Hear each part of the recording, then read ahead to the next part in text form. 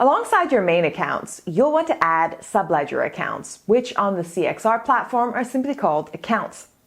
When adding an account, you can enter an account code, which is optional, the account name, which is mandatory, main account ID, and the currency of the account.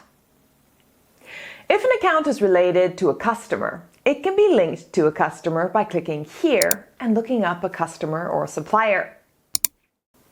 Within these basic filters, you can specify whether it's a bank account, a cash account, an electronic fund transfer, inventory, an account that's related to items, inventory products, or services. Pending accounts are receivable or payable accounts. For instance, this is a pending account. Settlement accounts. You can prevent walk-in customers, means that it will never be used for someone who doesn't have a customer profile. You can exclude the account from affecting the profit and loss statement.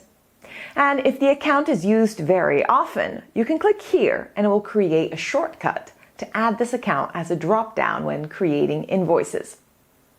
And lastly, you can check if this account should only be accessed by the manager, if you don't want the account to be accessed by tellers.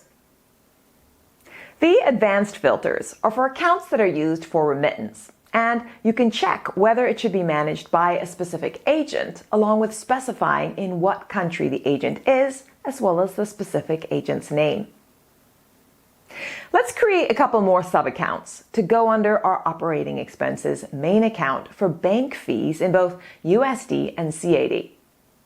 Once you've added your sub-accounts, you'll see them all displayed here, where you can see what filters you added and you can edit them if necessary, as well as export to CSV or PDF.